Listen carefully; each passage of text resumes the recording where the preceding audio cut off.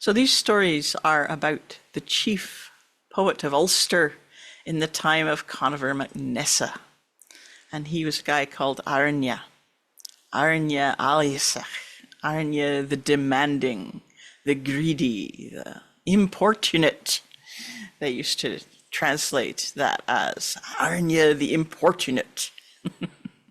So when Aithirne was still in his mother's womb, she entered a house where a great quantity of ale had been brewed in preparation for a king's visit.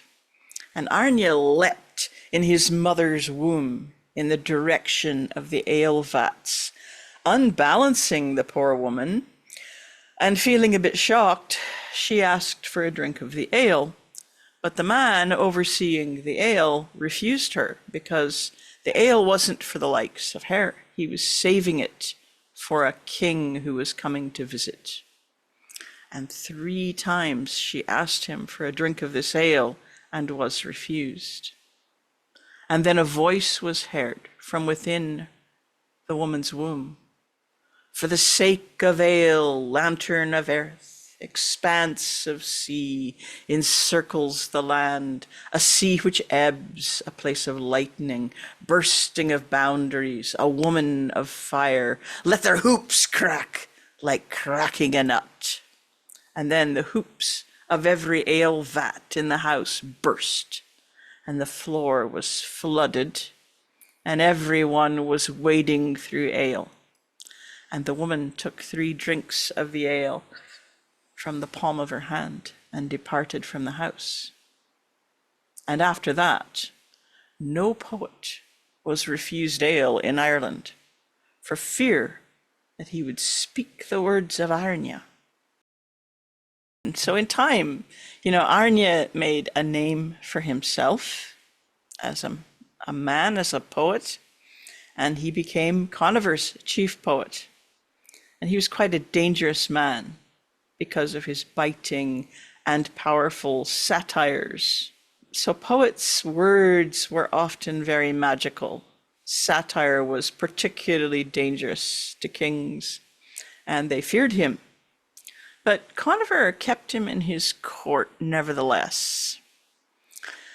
And as for his own household, Aithirne was not known for his hospitality, which is very much counter to what he should have been, to what culture demanded of people.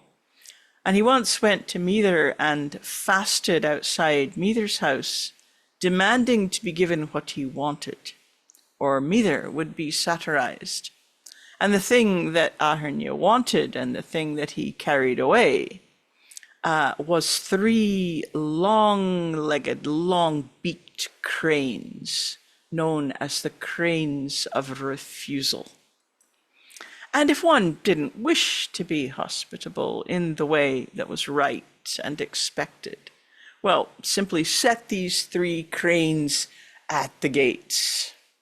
To anyone approaching, the first crane would say, "Don't come, don't come." And the second one would say, "Go away, go away." And the third one would say, "Pass by, pass by." That was like a sort of avian do not disturb sign. So this unwelcoming speech was so shocking to anyone because hospitality was absolutely the glue that held society together. It was codified in the law. And to be treated this way at someone's gate was so shocking that people were left weak and miserable and bewildered for the rest of the day after they came to Aithirne's gate. These were the perfect gatekeepers for the likes of him, who liked nothing more than to take a great quantity of meat and go off by himself and eat it alone, not sharing it in the company of his household, not sharing it with his guests, but just off alone, stuffing himself. So that was Aithirne. So some of you might have heard me tell this story before. There was a famous smith in Ulster called Ecet Salach, Ecet the Filthy, and he was a great craftsman. There was no job which he couldn't undertake. Now, Ecet had a son called Aithirne, who reached the age of 14 without speaking at all. And not only that, but the boy was foul to look at. Aithirne had a huge swollen belly, and the skin on his face was blackened, which only made the redness of his eyes and the whiteness of his teeth all the more terrible. Snot and slavers ran down his face continually, and the rest of him was no better. He spent his life sitting at a table where his favorite food of boiled curds was always available to him, along with other things he loved, such as sour, unripe berries and seaweed salts and burnt ears of corn and hollow nuts. Oh, he was very greedy, and his own excrement piled up around him continually. And Ecet also had a daughter, remembered for her beauty, but not by name, and she was the one who looked after her brother, kept him supplied with food, and cleaned up the mess. One day, the poet Aithirne, the chief poet of Ulster now, sent his servant, a man called Greth in the Old Irish, to Ecet's smithy with an axe to be repaired. And in Ecet's house, Greth saw Ecet's beautiful daughter sitting in a fine seat, overseeing the household and looking after her disgusting brother. Suddenly, Aithirne, who had never spoken before, spoke to Greth. Inith Greth Gruth. And Greth nearly jumped out of his skin, because it was well known that this creature couldn't speak. Inith Greth Gruth, repeated Aithirne in beautiful, clear speech. It means, does Greth eat curds?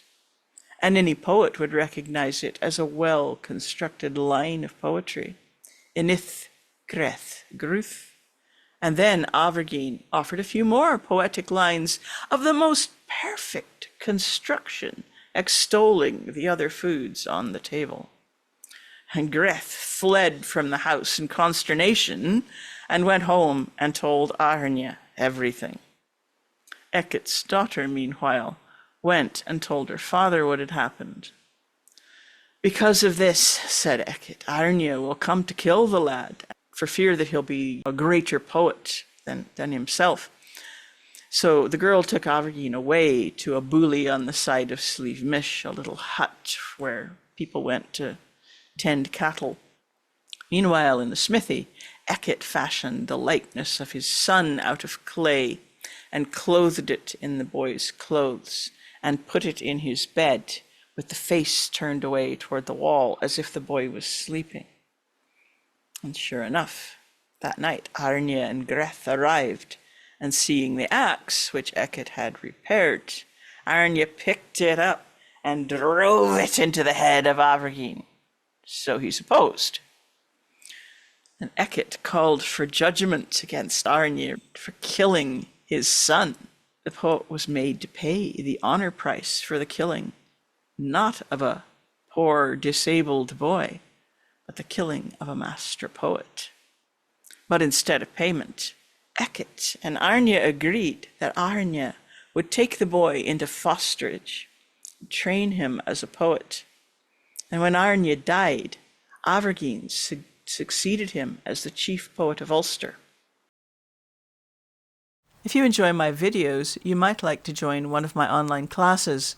Some classes have tiered pay-what-you-can pricing, and there are often scholarships available for the more expensive classes. To hear about these when they're announced, you can go to my website and subscribe to my newsletter, or follow me on my Patreon page.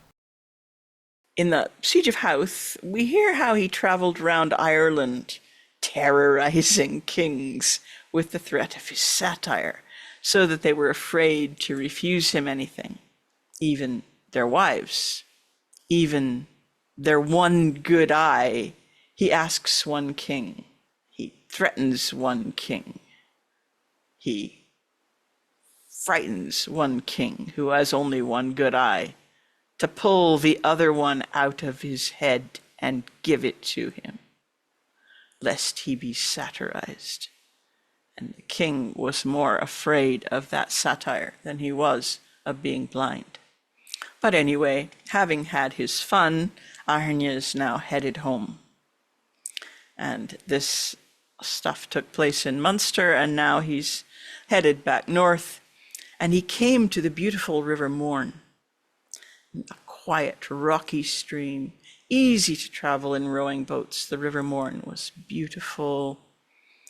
Aithirne had his wife with him, and when they found a ford and they were able to cross the river, his wife looked down and she spied in the river a fine salmon swimming there. Oh, it was golden finned, it was speckled and spotted and white-bellied and fat. And she thought what an excellent meal it would make. So she requested Aithirne to catch it for her.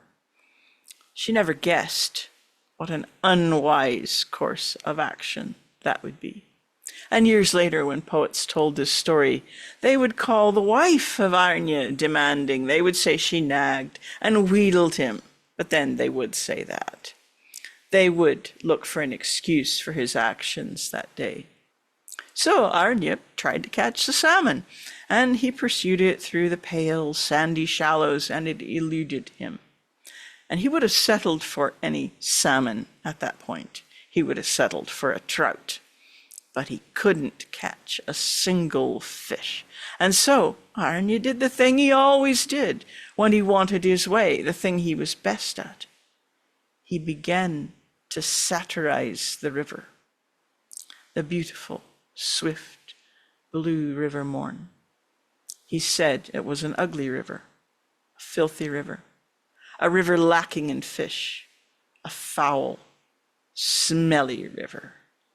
The Mourne was astonished to hear these accusations pouring forth from the great man.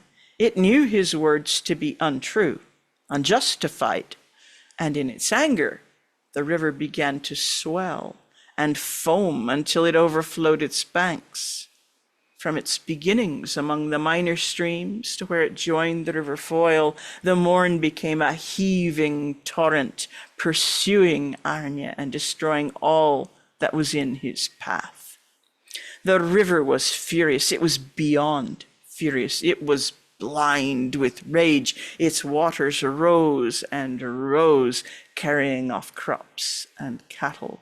Coracles were swamped and overturned, and the jewels and treasures of the wealthy were torn from the coffers in their houses. Everywhere people were in great danger, and Aithirne looked at the scene growing worse every minute. And he knew what he had to do, and it rankled. He was not one to back down or offer apologies, but there was no other remedy. He began to praise the river, its beauty, its generosity, the loveliness of its reedy banks, its blue serenity on a summer's day, abounding in swans and ducks, fruitful with fish. And the river began to hear him, and it came to its senses. And as he spoke of its beauty, kindness, and generosity, it was placated. It receded back into its banks, and it left the salmon at Aithirne's feet in a gesture of hospitality. And along its grassy borders were strewn the treasures of the rich and the modest possessions of the poor, unharmed, waiting to be collected.